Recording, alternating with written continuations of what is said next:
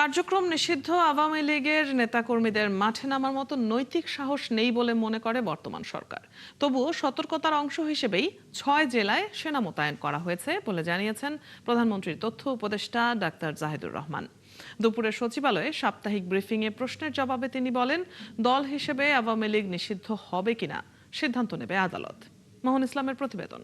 সরকারের বিভিন্ন কার্যক্রমের ফিরিস্তি তুলে ধরতে মঙ্গলবার দুপুরে সচিবালয়ে ব্রিফিং করেন প্রধানমন্ত্রীর তথ্য উপদেষ্টা ডাক্তার জাহিদুর রহমান। যে এক্স অ্যাকাউন্ট আছে সেখানে তিনি যেভাবে শুরুতেই প্রধানমন্ত্রীর মালয়েশিয়া সফর নিয়ে কথা বলেন তিনি। জানান, সফর খুবই ফলপ্রসূ হয়েছে। চীন সফরও সফল হবে বলে আশা করেন তিনি। মালয়েশিয়ার মতো একটা শক্তিশালী দেশ, যেটা আসিয়ানের সদস্য, মুসলিম সংখ্যাগরিষ্ঠ দেশ, পূর্ব এশিয়ার খুবই ইনফ্লুয়েন্সিয়াল দেশ, তাদের সাথে আমাদের সম্পর্ক খুব ভালো কিছু এবং আমরা এটা নিশ্চিতভাবে আশা করি চীন সফরও একই রকমভাবে সফল হবে। তিনি সেখানে কি করেছেন সেটা আপনারা অচিরে নিশ্চয়ই জেনে যাবেন। পরে বিভিন্ন মন্ত্রণালয়ের কার্যক্রমের বিবরণ তুলে ধরেন তথ্য উপদেষ্টা। দেশের সরকারি খাদ্য গুদামগুলোতে মোট ২১ লাখ। প্রশ্ন উত্তরে ডাক্তার জাহেদ বলেন, কার্যক্রম নিষিদ্ধ আওয়ামী লীগের প্রতিষ্ঠাবার্ষিকীতে দলটির নেতাকর্মীরা মাঠে নামবে বলে মনে করে না সরকার। তবে সতর্কতার অংশ হিসাবে ৬ জেলায় সেনা মোতায়েন করা হয়েছে। একটা নিষিদ্ধ ঘোষিত দল যেহেতু তারা বিচারাধীন থাকবে, সেই পর্যন্ত তাদের কর্মকাণ্ড নিষিদ্ধ থাকবে সন্ত্রাস দমন আইন ২০০৯-এর অধীনে। সো তারা কর্মসূচি নিষিদ্ধ। এই দলটা এখন যে কোনো কর্মসূচি নিয়ে যদি মাঠে নামতে চায়, সে তারা একটা আইন ভঙ্গকারী কাজ করছে। সো সরকার সেখানে ব্যবস্থা নেবে, এটাই স্বাভাবিক। দিনটি ঘিরে রাজনৈতিক দলগুলোর কর্মসূচি প্রতীকী বলে মনে করেন তিনি। এবং রাজনৈতিক দলগুলোর আসলে ওখানে করার কিছু নেই। এটা তারা সিম্বলিকলি হয়তো মাঠে আছেন, যেহেতু তারা বলছেন তারা অনেক কিছু করে ফেলবেন। স্বরাষ্ট্রমন্ত্রীর মতো ডাক্তার জাহেদ নিজেও মনে করেন, কার্যক্রম নিষিদ্ধ আওয়ামী লীগ কোনো রাজনৈতিক দল না, এটি মাফিয়া দল। সামনে না আনে। মোহন ইসলাম, ৭১, ঢাকা। আওয়ামী লীগের প্রতিষ্ঠা বার্ষিকী প্রতিরোধে ধানমন্ডি ৩২ নম্বর এলাকায় ফ্যাসিবাদ বিরোধী বিক্ষোভ মিছিল করেছে জামায়াতে ইসলামী। মিছিল শেষে সাংবাদিকদের ওপর হামলার অভিযোগ ওঠে দলটির নেতাকর্মীদের বিরুদ্ধে। এতে আহত হন কয়েকজন সাংবাদিক। পরে জামায়াতের এক নেতা ঘটনাটি অনাকাঙ্ক্ষিত উল্লেখ করে দুঃখ প্রকাশ করেন। পাশাপাশি তৃতীয় পক্ষের ইন্ধনের অভিযোগও তোলেন তিনি। এর আগে ধানমন্ডি ৩২ নম্বর এলাকায় আওয়ামী লীগ বিরোধী নানা স্লোগান দেন জামায়াত নেতাকর্মীরা। তাদের অভিযোগ, একটি পক্ষ এই দলটিকে পুনর্বাসনের চেষ্টা করছে। এদিকে প্রতিষ্ঠাবার্ষিকীকে কেন্দ্র করে যে কোনো নাশকতা ঠেকাতে রাজধানী জুড়ে সতর্ক অবস্থানে রয়েছে আইন শৃঙ্খলা বাহিনী। তবে সকাল থেকে দলটির কোনো কর্মসূচির খবর পাওয়া যায়নি বলে জানিয়েছেন ডিএমপির অতিরিক্ত কমিশনার SN নজরুল ইসলাম। কোনো ধরনের যেন নাশকতা বা অপ্রীতিকর ঘটনা না ঘটে, এই কারণে পুলিশ সর্বোচ্চ সতর্কতা অবস্থায় আছে। আমাদের পর্যাপ্ত সংখ্যক পুলিশের সদস্য, বিজিবি, ইভেন আপনারা কালকে দেখছেন ঢাকা এবং আশেপাশে কয়েকটা জেলায় বাংলাদেশ সেনাবাহিনীর সদস্য নিয়োজিত আছে। আমরা সর্বোচ্চ সতর্কতায় আছি। এখন পর্যন্ত কোনো অপ্রীতিকর ঘটনার কথাও সংবাদ পাওয়া যায়নি। আশা করি এই বাকি সময়টুকুতে তেমন কিছু হবে না। ঢাকাবাসী নিরাপদ থাকবে ইনশাল্লাহ। আমরা সর্বাত্মক চেষ্টা চালিয়ে যাচ্ছি।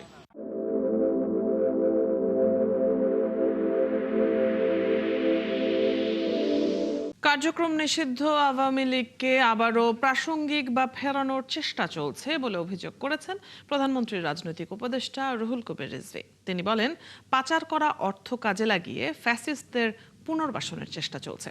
জনগণকে সঙ্গে নিয়ে তা প্রতিহত করা হবে বলেও হুঁশিয়ারি দিয়েছেন রিজভী। আরও জানাচ্ছেন মাহিলা ইসলাম। কার্যক্রম নিষিদ্ধ আওয়ামী লীগের প্রতিষ্ঠা বার্ষিকীতে নাশকতার আশঙ্কায় সকাল থেকেই নয়াপল্টনে কেন্দ্রীয় কার্যালয়ের সামনে অবস্থান নেয় বিএনপির নেতাকর্মীরা। সকালে এখান থেকে মিছিল বের করেন তারা। ফ্যাসিবাদের পুনর্বাসন ঠেকাতে দলকে সতর্ক থাকার আহ্বান জানান বিক্ষোভ মিছিলে অংশ নেয়া নেতাকর্মীরা। প্রতিষ্ঠানে যখন গণতন্ত্র ফিরে এসেছে, সেই সময় সেই ফ্যাসিবাদের উত্থানকে আমরা আবার দেখতে পাচ্ছি। তাই তাদেরকে যেভাবেই হোক এদেশের জনগণ অবশ্যই তাদের পূর্বের মতো তাদেরকে রুখে দেবে। কেউ যদি এই ফ্যাসিজমের আশ্রয়দাতা হয়, তাদেরকেও জনগণকে সাথে নিয়ে আমরা তাদেরকেও বিতাড়িত করবো ইনশাআল্লাহ। মিছিল শেষে বিএনপি সিনিয়র যুগ্ম মহাসচিব রুহুল কবির রিজভী বলেন, ফ্যাসিবাদ আবারও কচুরি পানার মধ্য দিয়ে উকি দিচ্ছে। তারা আজকে নানা কায়দায় নানাভাবে তাদের চুরি করা টাকা, তাদের পাচার করা টাকা, লক্ষ লক্ষ কোটি টাকা, সেই টাকা ব্যবহার করে সমাজের মধ্যে, দেশের মধ্যে অস্থিতিশীলতা এবং সন্ত্রাসী কর্মকাণ্ড তারা করার চেষ্টা করছে। গুম খুনের রাজনীতি দেশে আর ফিরতে দেয়া হবে না উল্লেখ করে তিনি অভিযোগ করেন, নির্বাচিত সরকারের বিরুদ্ধে ষড়যন্ত্র চলছে। তারেক রহমানের সরকার গণতান্ত্রিক সরকার, সেই সরকারের বিরুদ্ধে ষড়যন্ত্র চক্রান্তের তারা বেড়াজাল বোনার চেষ্টা করছে। বলুন, কোনো গুমের ঘটনা ঘটেছে? কোনো ক্রস ফায়ার হয়েছে? কোনো মিথ্যা মামলায় কেউ বন্দী হয়েছে? শুধুমাত্র দুষ্কৃতিকারী সমাজ অপরাধীরা ছাড়া। মাহিলা ইসলাম, ৭১, ঢাকা।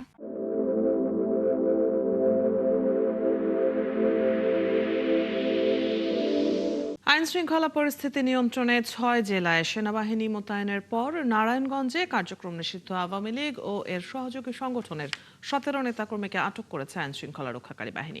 এছাড়াও নোয়াখালীতে ১১ জন এবং গোপালগঞ্জে ৬ জনকে আটক করা হয়েছে। এদিকে ঢাকা সহ চট্টগ্রাম, নারায়ণগঞ্জ, ফরিদপুর, গোপালগঞ্জ ও গাজীপুরে সেনা টহল চলছে তল্লাশি। তবে এসব এলাকায় আইন শৃঙ্খলা পরিস্থিতি স্বাভাবিক রয়েছে। সহকর্মীদের তথ্য ও ছবিতে প্রতিবেদন।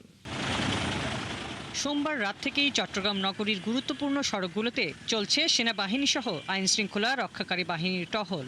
পাশাপাশি বিভিন্ন সড়কে সন্দেহভাজন যানবাহনে তল্লাশি করা হচ্ছে। মঙ্গলবার সকালে চট্টগ্রাম সিটি কর্পোরেশনের মেয়র ডক্টর শাহাদাত হোসেন নগরীর বিভিন্ন এলাকার নিরাপত্তা পরিস্থিতি ঘুরে দেখেন। পরে তিনি সাংবাদিকদের জানান, বর্তমানে নিরাপত্তা নিয়ে কোনো সংশয় নেই। সিটিতে ঘুরে আসলাম, কোথাও কারো মিছিল দেখি নাই আর কি। তো এমনি ভালো, এরা একটা প্রিপারেশন নিয়েছে আমাদের আইন শৃঙ্খলা বাহিনী, তারা খুব তৎপর আমি দেখতে পাচ্ছি। বিভিন্ন জায়গায় আমি পয়েন্টে দেখছি তারা অত্যন্ত সজাগ আছে। নারায়ণগঞ্জে সেনাবাহিনীর সদস্যরা গুরুত্বপূর্ণ এবং ঝুঁকিপূর্ণ এলাকাগুলোতে টহল ও নজরদারি চালাচ্ছেন। গাজীপুরে সেনাবাহিনীর ১২০ সদস্যের একটি দল প্রস্তুত রয়েছে বলে জানান গাজীপুরের জেলা প্রশাসক নুরুল করিম ভূঁইয়া। পাশাপাশি পর্যাপ্ত বিজিবি মোতায়েন করা হয়েছে। মঙ্গলবার সকাল থেকে ৪ প্লাটুন বিজিবি মাঠে কাজ করছে। ফরিদপুরে ১৫ আরই ব্যাটালিয়নের ১২৫ জন সেনা সদস্য মোতায়েন করা হয়েছে। প্রশাসন ও আইন শৃঙ্খলা রক্ষাকারী বাহিনীর সদস্যরা তাদের সহায়তা করছে। মঙ্গলবার সকাল থেকে সেনা সদস্যরা আইন শৃঙ্খলা নিয়ন্ত্রণে কাজ শুরু করে। গোপালগঞ্জে যে কোনো ধরনের নাশকতা ঠেকাতে তৎপর রয়েছে যৌথ বাহিনী। সেখানে ৫ প্লাটুন সেনা সদস্য অবস্থান নিয়েছে। হাসিবা আলী বর্ণা, ৭১। কার্যক্রম নিষিদ্ধ আওয়ামী লীগের প্রতিষ্ঠা বার্ষিকী ঘিরে যে কোনো ধরনের নাশকতার পরিকল্পনা নস্যাৎ করেছে আইন শৃঙ্খলা বাহিনী। সকালে পুরনো ঢাকার ইমামবাড়ায় পবিত্র আশুরা উপলক্ষে নিরাপত্তা ব্যবস্থা পরিদর্শন শেষে সাংবাদিকদের DMP commissioner Moseley Uddin Ahmad জানান, ২৬ জুন পবিত্র আশুরা উপলক্ষে ৪ স্তরের নিরাপত্তা ব্যবস্থা নেওয়া হয়েছে। ডিএমপি কমিশনার বলেন, পবিত্র আশুরা উপলক্ষে রাজধানীতে আয়োজিত তাজিয়া মিছিল ও অন্যান্য শোক কর্মসূচি শান্তিপূর্ণভাবে সম্পন্ন করতে ব্যাপক নিরাপত্তা ব্যবস্থা নিয়েছে ঢাকা মেট্রোপলিটন পুলিশ। তিনি জানান, ১ থেকে ১০ মহরম পর্যন্ত ঢাকা মহানগরে মোট ৬৩টি তাজিয়া মিছিল অনুষ্ঠিত হবে। প্রতিটি মিছিলের জন্য পৃথক নিরাপত্তা পরিকল্পনা গ্রহণ করা হয়েছে। গুরুত্বপূর্ণ ইমামবাড়া ও সমাবেশ স্থলে সিসিটিভি, ড্রোন নজরদারি, আর্চওয়ে গেট, মেটাল ডিটেক্টর এবং বিশেষায়িত ইউনিট মোতায়েন থাকবে। তিনি আরও বলেন, মিছিলে কোনো ধরনের ধারালো অস্ত্র, দাহ্য পদার্থ, ব্যাগ বা সন্দেহজনক বস্তু বহন করা যাবে না। আতশবাজি, পটকা ও উচ্চ শব্দের যন্ত্র ব্যবহারের উপরেও নিষেধাজ্ঞা থাকবে। যে কোনো ধরনের নাশকতা, যে কোনো ধরনের পরিকল্পনা নস্যাৎ করে দেওয়ার জন্য আমাদের সব ধরনের প্রস্তুতি আছে। ঢাকা মেট্রোপলিটন পুলিশের বিশেষায়িত unit, special branch, RAB, CTTC এবং ডগ স্কোয়াড ও বোম ডিসপোজাল টিম দ্বারা প্রতিটি ভেন্যু ও রুট সুইপিং বা তল্লাশি করা হয়েছে এবং সমাবেশ স্থলগুলোতে আর্চওয়ে গেট এবং মেটাল ডিটেক্টরের মাধ্যমে পুঙ্খানুপুঙ্খভাবে তল্লাশি এবং ম্যানুয়াল চেকিং নিশ্চিত করা হবে। কার্যক্রম নিষিদ্ধ আওয়ামী লীগের প্রতিষ্ঠা বার্ষিকী ঘিরে গোপালগঞ্জে সেনাবাহিনী মোতায়েন করেছে প্রশাসন। সেখানকার খবর জানবো, সহকর্মী আজিজুর রহমান রনি যুক্ত হচ্ছেন আমাদের সাথে। রনি, গোপালগঞ্জে এলাকার আইন শৃঙ্খলা পরিস্থিতি কেমন দেখছেন সেটি জানাবেন, এবং প্রতিষ্ঠা বার্ষিকী উপলক্ষে সংগঠনটির কোনো ধরনের কার্যক্রম কি চোখে পড়েছে কিনা? হ্যাঁ অদিতি, আপনি যেমনটি বলছিলেন যে গোপালগঞ্জের যে আইন শৃঙ্খলা পরিস্থিতি, গতকাল যে সেনাবাহিনী মোতায়েন করা হয়েছিল, আজকে দুপুর পর্যন্ত কিন্তু আসলে মাঠে সেনাবাহিনী সেনাবাহিনী আমরা বিভিন্ন জায়গায় ঘুরে দেখেছি, শহরের বিভিন্ন পয়েন্ট, গুরুত্বপূর্ণ পয়েন্টগুলোতে ঘুরে দেখেছি। সেখানে কিন্তু সেনাবাহিনী ছিল না, তবে সেখানে পুলিশের কিন্তু একটা ব্যাপক তৎপরতা, বিভিন্ন মোড়ে মোড়ে কিন্তু পুলিশের একটা ব্যাপক তৎপরতা সেখানে ছিল। কিন্তু দুপুরে গোপালগঞ্জের জেলা প্রশাসকের কার্যালয়ের সামনে কিন্তু আমরা সেনাবাহিনীর একটি অবস্থান দেখেছি এবং সেখান থেকে সেনাবাহিনী ঠিক এই মুহূর্তে রয়েছেন গোপালগঞ্জ পুলিশ সুপারের কার্যালয়ে এই মুহূর্তে রয়েছেন। আমরা এই মুহূর্তে সেখানেই আছি। সেখানে দেখছি যে সেনাবাহিনীর একটি দল পুলিশ সুপারের কার্যালয়ে, পুলিশ সুপারের সঙ্গে এই মুহূর্তে তারা মিটিং করছেন, এমনটি আমাদের কাছে মনে হচ্ছে। তারা কিন্তু এখানে এসে অবস্থান নিয়েছেন। আর আপনাকে যদি একটু বলি যে গোপালগঞ্জে যে আটকের সংখ্যাটা আমরা সংবাদে বলছিলাম যে 6 জন আটক হয়েছে। আসলে গোপালগঞ্জে এই নাশকতামূলক কর্মকাণ্ডের সাথে জড়িত এমন সন্দেহে বা যারা এই ধরনের কর্মকাণ্ড ঘটাতে পারে, আওয়ামী লীগের কিন্তু 4 জন নেতাকর্মী আসলে গোপালগঞ্জে আটক হয়েছে। এর মধ্যে আমি গোপালগঞ্জের যিনি পুলিশ সুপার রয়েছেন মোহাম্মদ হাবিবুল্লাহ, তার সঙ্গে কথা বলেছি। তিনি আমাকে নিশ্চিত করেছেন যে গোপালগঞ্জে এখন পর্যন্ত আসলে 4 জন আটক হয়েছে। এর পরে কিন্তু পুলিশের একটি তৎপরতা রয়েছে, যারা এখন পর্যন্ত আপনি জানেন যে দুপুরের আগ মুহূর্তে আসলে নিষিদ্ধ ঘোষিত যে ছাত্রলীগের নেতারা, তারা কিন্তু গোপালগঞ্জের 2টি পৃথক স্থানে আসলে তারা 2টি স্লোগান সহ কেক কেটে কিন্তু আওয়ামী লীগের যে ৭৭তম যে জন্মবার্ষিকী, সেই জন্মবার্ষিকী পালন করেছে, প্রতিষ্ঠা বার্ষিকী পালন করেছে। এরপরে কিন্তু পুলিশের একটি ব্যাপক তৎপরতা আসলে গোপালগঞ্জে দেখা দিচ্ছে এবং আপনি জানেন যে সেনাবাহিনীও তাদের সাথে বৈঠকে বসেছেন। নিশ্চয়ই তাদের তৎপরতা আরো বাড়বে বলে মনে করা হচ্ছে এবং যারা ছাত্রলীগের যেসব নেতাকর্মী, নিষিদ্ধ ঘোষিত ছাত্রলীগের যেসব নেতাকর্মী এই ঘটনা আজকে যারা প্রতিষ্ঠা বার্ষিকী পালন করেছে, তাদের সাথে আমরা বিভিন্নভাবে যোগাযোগ করার চেষ্টা করেছিলাম। তাদের অন্য কোনো কর্মসূচি আছে কিনা এখন পর্যন্ত আসলে তাদের সাথে। রনি, আপনার কাছ থেকে আমরা জানছিলাম গোপালগঞ্জের পরিস্থিতি। ধন্যবাদ যুক্ত হয়ে সেখানকার সবশেষ খবর জানিয়ে দেওয়ার জন্য। দর্শক, কার্যক্রম নিষিদ্ধ আওয়ামী লীগের প্রতিষ্ঠা বার্ষিকীকে কেন্দ্র করে নাশকতা এড়াতে নারায়ণগঞ্জেও সেনাবাহিনী মোতায়েন করা হয়েছে। চলে যাচ্ছি এবারে সেখানে। সহকর্মী হাবিবুর রহমান আছেন আমাদের সাথে। হাবিব, নারায়ণগঞ্জে আইন শৃঙ্খলা পরিস্থিতি সহ সার্বিক অবস্থা এই মুহূর্তে কেমন দেখছেন জানাবেন। গতকাল রাত থেকে মধ্যরাত থেকে সেনাবাহিনী নারায়ণগঞ্জের বিভিন্ন পয়েন্টে তারা টহল দিচ্ছে। আজকে সকালেও তারা বিভিন্ন পয়েন্টে টহল দিচ্ছে আমরা দেখতে পেয়েছি। পাশাপাশি পুলিশ থেকে শুরু করে র্যাব তারা তাদের স্বাভাবিক কার্যক্রম পরিচালনা করে যাচ্ছে। তবে গতকালকে রাতে পুলিশের অভিযানে জেলা পুলিশ সুপার আমাদেরকে জানিয়েছেন যে 17 জনকে নাশকতার দায়ে করতে পারে এই ধরনের সন্দেহে এবং বিভিন্ন মামলায় তাদেরকে 17 জনকে আটক করা হয়েছে। তো এখন পর্যন্ত তাদের বিশেষ অভিযান পরিচালিত হচ্ছে। বিশেষ করে সেনাবাহিনীর 6টি টিম 6টি ভাগে ভাগ হয়ে সাধারণত আজকে এবং একজন লেফটেন্যান্ট কর্নেলের দায়িত্বে তারা দায়িত্ব পালন করে যাচ্ছেন এবং তারা নারায়ণগঞ্জ শহরের মধ্যে তারা বিভিন্ন পয়েন্টে, গুরুত্বপূর্ণ পয়েন্টগুলোতে তারা তাদের অভিযান পরিচালনা করছেন। গোয়েন্দা তথ্যের ভিত্তিতে তারা মূলত কাজ করছেন বলে সংশ্লিষ্ট সূত্র আমাদেরকে জানিয়েছেন। বিশেষ করে নারায়ণগঞ্জের যে অন্যান্য উপজেলাগুলো আছে, উপজেলাগুলোতে তারা স্ট্রাইকিং ফোর্স হিসাবে কাজ করছেন। জেলা পুলিশ সুপার আমাদেরকে জানিয়েছেন তিনি তার পুলিশ এবং অন্যান্য বাহিনী সহ তারা বৈঠক করেছেন এবং তারা মাঠে বেরিয়েছেন যে বিশেষ পয়েন্টগুলোতে আইন শৃঙ্খলা বাহিনীর সতর্ক অবস্থান দেখার জন্য। আরেকটা বিষয় অধিক আপনাকে বলতে হয় যে আমরা এখন পর্যন্ত নারায়ণগঞ্জে কোনো নিষিদ্ধ কোনো সংগঠনের কোনো কার্যক্রম এখন পর্যন্ত আমরা দেখতে পারিনি। পাশাপাশি নারায়ণগঞ্জের জেলার যে বিএনপি নেতৃবৃন্দ আছেন তারা গতকালকে থেকে মাঠে রয়েছেন। সকালেও তাদের মাঠে দেখেছি, এখন পর্যন্ত তারা তাদের মাঠে রয়েছেন যাতে করে কোনো নাশকতা থেকে শুরু করে কোনো প্রতিদিন ঘটনা নারায়ণগঞ্জে না ঘটে। এই ছিল নারায়ণগঞ্জ থেকে আমার কাছে। হাবিব, আপনার কাছ থেকে আমরা নারায়ণগঞ্জের খবর জানছিলাম। ধন্যবাদ যুক্ত হয়ে এই খবরগুলো জানিয়ে দেওয়ার জন্য। দর্শক, সহকর্মী হাবিবুর রহমান যুক্ত ছিলেন এতক্ষণ নারায়ণগঞ্জ থেকে। রাজধানীর বিভিন্ন থানায় জুলাই হত্যাযজ্ঞের আরও 3 মামলায় উচ্চ আদালতে জামিন আবেদন করেছেন সাবেক মন্ত্রী দীপু মনি। হাইকোর্টের একটি দ্বৈত বেঞ্চে যে কোনো দিন শুনানি হতে পারে। এর আগে তাকে 2 মামলায় জামিন দেয় হাইকোর্ট। এছাড়া আরও 13 মামলায় তাকে কেন জামিন দেয়া হবে না জানতে চেয়ে রুল জারি করে আদালত।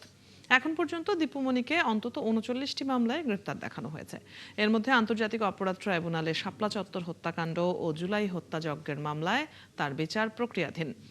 এদিকে জুলাই গণহত্যার অভিযোগে মানবতা বিরোধী অপরাধের এক মামলায় আওয়ামী লীগের সাবেক মন্ত্রী কামরুল ইসলাম ও ওয়ার্কার্স পার্টির সভাপতি রাশেদ খান মেননের বিরুদ্ধে সাক্ষ্য গ্রহণ চলছে ট্রাইব্যুনালে।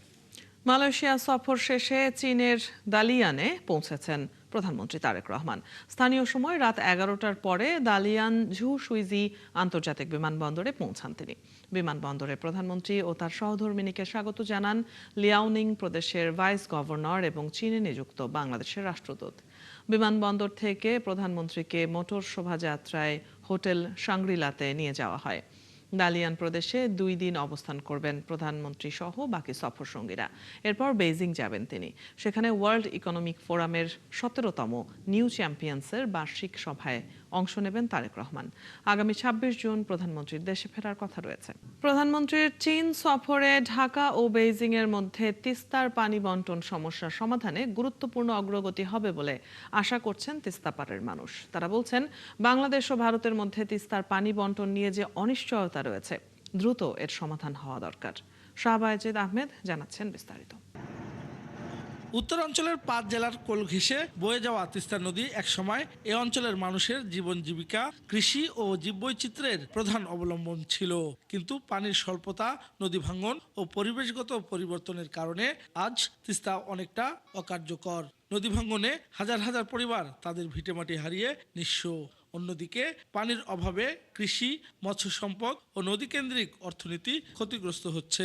যদি এই তিস্তা পরিকল্পনা হয় তাহলে আমাদের এই এলাকার মানুষের জন্য অনেক সুবিধা, অনেক ভালো হবে। আশা করব এবার এই পরিকল্পনাটা অবশ্যই বাস্তবায়ন হবে।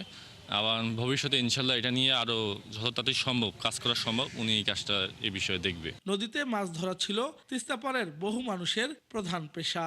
কিন্তু উজানে ভারতের একতরফা পানি প্রত্যাহার ও নদীতে অতিরিক্ত পলি জমে তলদেশ ভরাট হয়ে যাওয়ায় নদীর স্বাভাবিক প্রবাহ ও জীববৈচিত্র্যে বড় ধরনের পরিবর্তন এসেছে।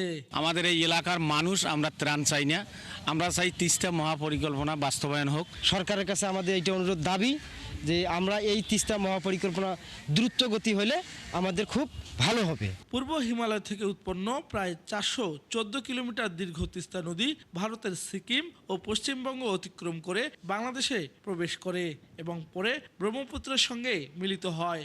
দীর্ঘদিন ধরে দুই দেশের মধ্যে পানি বন্টন চুক্তির আলোচনা চললেও ভারতের অভ্যন্তরীণ রাজনৈতিক জটিলতার কারণে এখনো কোনো স্থায়ী সমঝোতা হয়নি। এ পরিস্থিতির প্রতিবাদে বিএনপি, জামাত সহ বিভিন্ন রাজনৈতিক ও সামাজিক সংগঠন দীর্ঘদিন ধরে আন্দোলন সংগ্রাম চালিয়ে যাচ্ছে। আমরা চাই সকল শ্রেণী পেশা, সকল মানুষের এই দাবির প্রতি সরকার পূর্ণ সমর্থন দিয়েছে।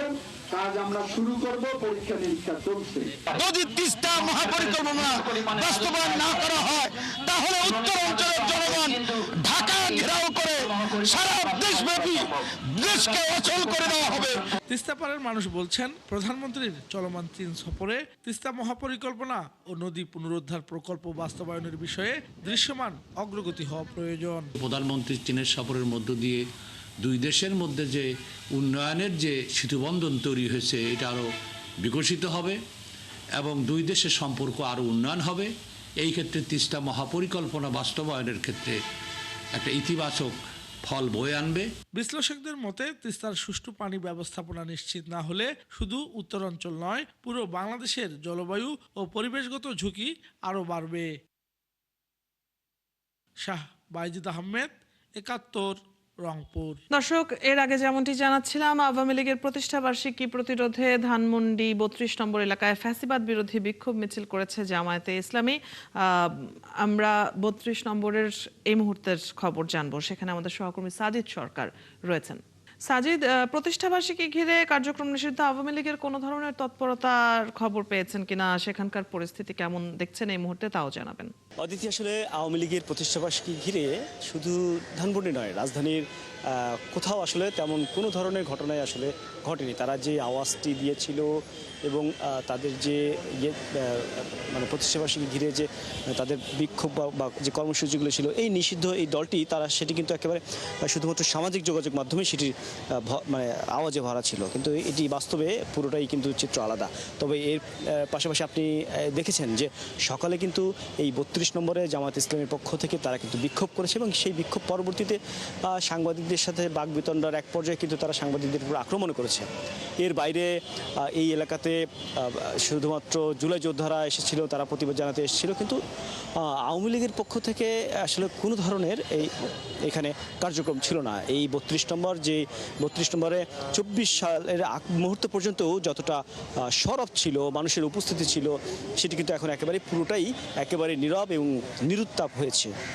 এবং এই পরিবেশের জন্য তারা যে আয়োজন, সেই আয়োজনটা থাকলেও সেটি কিন্তু আমরা দেখছি যে একেবারে কাগজে বাগের মতো, যেটি বলছিলাম যে সেটি কিন্তু সামাজিক যোগাযোগ মাধ্যমে, এবং সেখানে কিন্তু সারা দেশের বেশ কিছু জায়গায় তারা মিছিল করেছে, এরকম টুকরো টুকরো শুধু ছবির কিন্তু আমরা দেখেছি, কিন্তু বাস্তবতা কিন্তু পুরোটাই ভিন্ন। এর কারণ কিন্তু আইনশৃঙ্খলা বাহিনী যেটি বলছেন যে যেহেতু তারা নিষিদ্ধ এবং নিষিদ্ধ দলকে দমন করার জন্য তাদের পক্ষ থেকে আমরা দেখছি যে বিজিবি মোতায়েন করা হয়েছে, বাড়তি পুলিশ মোতায়েন করা হয়েছে, এবং সেনাবাহিনীর পক্ষ থেকেও কিন্তু তাদের টহল কার্যক্রম চলছে, এবং তারাও কিন্তু প্রস্তুত রয়েছে যে কোনো মুহূর্তে যদি নাশকতার ঘটনার পরিকল্পনা থেকে খুব বাস্তবায়ন হয়, সেটি কিন্তু তারা মোকাবেলা করবে। এবং সেই মোকাবেলার চিত্র আমরা দেখছি এই একই রকম 32 নম্বরের মতো শাহবাগ, রমনা সহ ধানমন্ডি 3-এর যেটি আসলে আওয়ামী লীগের রাজনৈতিক কার্যালয় ছিল, সেই সমস্ত এলাকা এবং গুলিস্তান, বঙ্গবন্ধু অ্যাভিনিউ আওয়ামী লীগের কেন্দ্রীয় কার্যালয়, সেই কার্যালয়গুলোতেও কিন্তু একইভাবে বিজিবি থেকে শুরু করে পুলিশের বাড়তি নজরদারি রয়েছে, এবং রাজধানীর একেবারে ঢোকার রাস্তাগুলোতেও কিন্তু চেক পোস্ট বসিয়ে। সাজিদ, আমরা জেনে নিচ্ছিলাম আপনার কাছ থেকে বিস্তারিত ধানমন্ডি 32 সহ অন্যান্য গুরুত্বপূর্ণ পয়েন্টগুলোর খবর আপনি জানিয়ে দিচ্ছিলেন। দর্শক, সহকর্মী সাজিদ সরকার যুক্ত ছিলেন এতক্ষণ। মধ্যপ্রাচ্যের যুদ্ধ পরিস্থিতি ও দীর্ঘ অচলাবস্থা কাটিয়ে বাংলাদেশ শিপিং কর্পোরেশন বিএসসির কার্গো জাহাজ এমভি বাংলার জয়যাত্রা সফলভাবে হরমুজ প্রণালী পার হয়েছে। বিএসসির ব্যবস্থাপনা পরিচালক কমোডর মাহমুদুল মালেক জানান, মঙ্গলবার রাত 3টায় বাংলাদেশের পতাকাবাহী জাহাজটি হরমুজ প্রণালী অতিক্রম করে। জ্বালানির জন্য জাহাজটি এখন সংযুক্ত আরব আমিরাতের ফুজাইরা বন্দরের দিকে অগ্রসর হচ্ছে। জাহাজের 31 জন বাংলাদেশি নাবিক ও ক্রু নিরাপদ রয়েছেন। বিএসসি আরও জানায়, জাহাজটি চলতি বছরের জানুয়ারিতে মধ্যপ্রাচ্যের জলসীমায় প্রবেশ করে, পরে কাতার থেকে স্টিল কয়েল পরিবহনের কাজ শেষে যুদ্ধ পরিস্থিতির কারণে হরমুজ প্রণালী দিয়ে বের হতে না পেরে দীর্ঘ সময় আটকা পড়ে। গত 18 এপ্রিল ইরানের নৌবাহিনী নিরাপত্তাজনিত কারণে জাহাজটির ট্রানজিট আবেদন প্রত্যাখ্যান করে। সাগরে মাছ ধরতে গিয়ে গেল 8 মাস ধরে নিখোঁজ 27 বাংলাদেশি জেলে। তারা কেমন আছে, কোথায় আছে, কিছুই জানে না পরিবার। এ ঘটনায় একটি অপহরণ মামলায় গ্রেফতার হয়েছে 3 জন। পুলিশ বলছে, নিখোঁজ সবাই মিয়ানমারের কারাগারে বন্দী। তাদেরকে দ্রুত দেশে ফিরিয়ে আনার দাবি জানিয়েছেন স্বজনরা। মামুন হোসেনের রিপোর্ট। কেউ নাই আমাদেরকে সহযোগিতা করার মতো। বাবা ঘরে ফেরে না প্রায় 8 মাস, তাই মেয়ে জেসমিনের এমন আহাজারি। 2025 সালের 8 ডিসেম্বর বিকেলে সাগরে মাছ ধরতে যান চট্টগ্রামের বাসিন্দা 54 বছর বয়সী মোহাম্মদ আলমগীর। সেদিনই সাগরে গিয়ে পরিবারের সাথে মোবাইলে কথা বলেন। এরপর থেকে আর খোঁজ পাওয়া যায়নি তার। মা 1000 টাকা নেন, আমি আপনাকে 80 শীতের একটা জ্যাকেট কিনে দিব। এই কথা বলার পরে আমার ওই কথা বলাকালীন অবস্থায় আমার বাবার ফোনটা সুইচ অফ। নিখোঁজের বিষয়টি প্রথমে 999 কোস্টগার্ড এবং পরে কোতোয়ালি থানায় জানায় পরিবার, যদিও তখন জিডি নেয়নি পুলিশ। ঘটনার 1 মাস পর থানায় জিডি ও পরে অপহরণ মামলা করেন স্বজনরা। জানুয়ারিতে আমি একটা অভিযোগ করি 11 জন জেলে পরিবারকে নিয়ে। অভিযোগ করার পরে ওনারা বলতেছে মিয়ানমার আকিয়াবে আটক আছে, নাহিদ কোম্পানি বলছে। পরিবারের অভিযোগ, নিষেধ করা হলেও কোম্পানির চাপে সাগরে মাছ ধরতে যেতে বাধ্য হন আলমগীর। আমার বাবাকে রাসেল নামের নাহিদ কোম্পানির ট্রলার পরিচালনাকারী, উনি আমার বাবাকে ফোন দিয়ে বিভিন্নভাবে বুঝিয়ে শুনিয়ে আমার বাবাকে নিয়ে যায়। আলমগীরের মতো এমন আরও 27 জেলে সাগরে মাছ ধরতে গিয়ে প্রায় 8 মাস ধরে নিখোঁজ। তারা বেঁচে আছে নাকি মরে গেছে তাও জানেন না স্বজনরা। বিষয়টি নিয়ে মামলার তদন্ত করছে ডিবি। তদন্ত কর্মকর্তা জানিয়েছেন, অপহরণের অভিযোগে 3 জনকে গ্রেপ্তার করা হয়েছে। আপাতত এই সংক্রান্তে 3 জন অ্যারেস্ট হয়েছে। তবে ভিকটিমের বিষয়ে আমরা মায়ানমার সহ সকল বিষয়ে আমরা ওভাবে প্রতিটা বিষয়ে আমরা দেখতেছি। তবে আমরা একজন যে বাড়িয়েছে এরকম একজনকে আমরা তার 161 নিচ্ছি। সে বলছে যে তাদেরকে মায়ানমার তারা যে হাজতে ছিল ওই জায়গার মধ্যে 11 জনকে তারা ওই জায়গায় দেখছে। নিখোঁজ ২৭ জেলের সন্ধান চেয়ে তাদের ফিরিয়ে আনতে প্রধানমন্ত্রীর হস্তক্ষেপ চেয়েছেন তারা। মামুন হুসাইন, ৭১, ঢাকা। মাদারীপুরের রাজৈরে ৪ বছরের এক শিশুকে ধর্ষণের অভিযোগ উঠেছে প্রতিবেশী যুবকের বিরুদ্ধে। নির্যাতিতা মেয়েটিকে গুরুতর অবস্থায় ভর্তি করা হয়েছে হাসপাতালে। এই ঘটনায় ক্ষুব্ধ স্বজন সহ এলাকার মানুষ। তারা বলছেন, মামলা হলেও আসামিকে গ্রেপ্তার করতে পারেনি পুলিশ। আরিফুর রহমানের তথ্য ও ছবিতে প্রতিবেদন। হাসপাতালের বিছানায় প্রচণ্ড যন্ত্রণায় কাতরাচ্ছে ৪ বছরের শিশু, অথচ বাড়ির উঠানে খেলা করার কথা ছিল তার। নির্মম পাশবিক নির্যাতনের শিকার এই শিশুটির পরিবারের দিন কাটছে অসহায় অবস্থায়। স্বজনদের অভিযোগ, শনিবার দুপুরে একই গ্রামের চন্দন সরকার শিশুটিকে তার ঘরে ডেকে নিয়ে ধর্ষণ করে। বিষয়টি শিশুটির মা টের পেলে ঘরের দরজা খুলে পালিয়ে যায় চন্দন। পরে পুলিশের পরামর্শে রবিবার শিশুটিকে হাসপাতালে ভর্তি করা হয়। ও আমার মায়ের ডাকে নিয়ে গেছে, ডাকে নিয়ে ও পাশের দরজাও আটকাইছে, সামনের দরজাও আটকাইছে। আর স্যান্ডেল দেখে আর চিল্লা মিল্লা আমি টের পাইছি যে কি হইলো। আর দরজা খুলে দেখি আমার মায়ের ফুলের পরে হওয়া। প্রথমবার করছে, আমি বুঝতে পারি নাই। মেয়ে বলছে বাবা ব্যথা করে, আমি বুঝতে পারি নাই যে আমার মেয়ে করছে। এই যে দ্বিতীয়বার দেখে আমার স্ত্রী দেখছে, দেখার পরে এই যে নিয়েছি আমি এখানে। 4 বছরের একটা বাচ্চা অভিযোগ নিয়েছিল, তাকে সেক্সুয়াল অ্যাসল্ট করা হয়েছে একদিন পূর্বে। আমরা তাকে প্রাথমিক চিকিৎসা দিয়ে এখন গাইনি ইউনিটে রেফার করেছি। ওইখানে তার পর্যাপ্ত পরীক্ষা করে বাকি সিদ্ধান্ত গ্রহণ করা হবে। এই ঘটনায় একটি মামলা দায়ের করেছে ভুক্তভোগীর পরিবার। প্রয়োজনীয় আইনি ব্যবস্থা নেওয়ার আশ্বাস দিয়েছে পুলিশ। পিঠে 2-3 দাগ আছে, আঁচড়ের দাগের মতো, বুঝছেন। পরবর্তীতে আমরা মামলা নিয়েছি, মামলা নিয়ে মেডিকেলের জন্য পাঠাইছি। আসামি তো আসলে ধরা পড়ে না? না, আসামি পলাতক আছে। ঘটনার পর এলাকা ছেড়ে পালিয়েছে অভিযুক্ত চন্দন। তাকে খুঁজে বের করে আইনের আওতায় আনার দাবি জানিয়েছে ভুক্তভোগী পরিবারটি। শান্ত ইসলাম, ৭১। চলছে সংবাদ সংযোগ। সরাসরি সংবাদ ও অনুষ্ঠান দেখতে চোখ রাখুন ৭১-এর ফেসবুক পেজে এবং সাবস্ক্রাইব করুন ৭১-এর ইউটিউব চ্যানেল। থাকুন ৭১-এর সাথে।